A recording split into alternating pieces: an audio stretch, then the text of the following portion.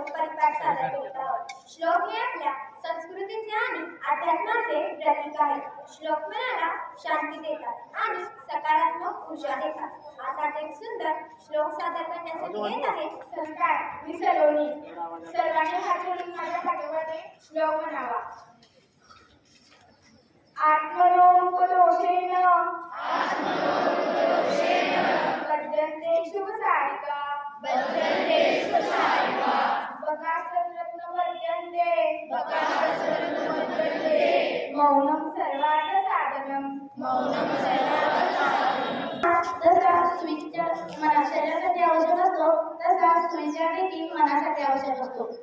नेहमी सकारात्मक विचार करा, कारण विचारच आयुष्य घडवतात। धन्यवाद। आजचा दिवस कसा आहे ते जाणून घेऊया दिव्याकडून। मी दिव्या, आजचे पंचांग, वार शनिवार, तिथी नवमी, नक्षत्र भरणी, कारण तिथी मंगळ पांडे यांचा जन्मदिन।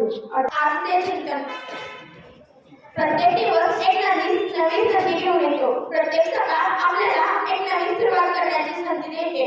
नवा दिवस नव्या आशा खुश रंगाने घेऊन येते। यामुळे आपण अधिक आत्मविश्वास आणि सकारात्मकतेने जगायला शिकतो।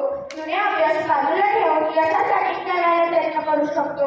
काल काही चुकले, अर्धवट झाले ते मागे टाकून आज आपण पुन्हा प्रयत्न करू शकतो। धन्यवाद। मी अभय आज तुमच्यासमोर बोधकथा सादर करीत आहे। माझ्या बोधकथेचे नाव आहे मेहनत। एक व्यापारी होता, त्याच्याकडे अपार संपत्ती होती। तो खूप श्रीमंत होता। त्याला एक मुलगा होता, तो काहीही काम करीत नव्हता। त्याच्या वडिलांनी त्याला बोलावले आणि सांगितले, तू काही पैसे कमावून आणल्यावरच तुला जेवायला मिळेल। आळशी वेळ आपल्या मोठ्या बहिणीकडे गेला। त्याने तिच्याकडे पैसे मागितले। तो ते पैसे घेऊन आपल्या वडिलांकडे आला। त्याच्या वडिलांनी ते मी किशोर, मी वाचलेल्या पुस्तकाचे नाव आहे फेरीवर गोष्टी। या पुस्तकाचे लेखिका आहे सुधा मूर्ती। प्रकार लघुकथाचे संकल्पन, प्रकाशन मेहता पब्लिशर हाऊस। आजच्या ठळक बातम्या। पंढरपुरात आज विठ्ठल आणि रुक्मिणी मातेची प्रक्षापूजा। विदर्भातील काही जिल्ह्यात पावसाचा अलर्ट 3। रायगड किल्ल्यावर पायऱ्याने जाण्यास 15 ऑगस्टपर्यंत बंदी। एकूण किती स्तर आहेत?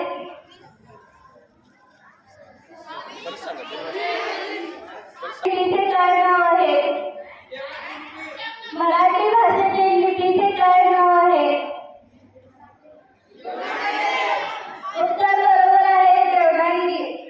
मानवी शरीरातील सर्वात मोठा अवयव कोणता? आज आम्ही इयत्ता 9वी असे विद्यार्थी आपल्या समोर परिपाठ सादर केला। सर्वप्रथम विद्यालयाच्या मुख्याध्यापिका सौ भाटक मॅडम व पर्यवेक्षक श्री कोळी सर यांनी आम्हाला परिपाठ सादर करण्याची संधी दिली, हे त्यांचे आभार मानतो। व तसेच आम्हाला परिपाठ सादर करण्याचे मार्गदर्शन केले आमचे वर्ग शिक्षक श्री कुमार सर यांचेही आभार मानतो व आपण सर्व धन्यवाद।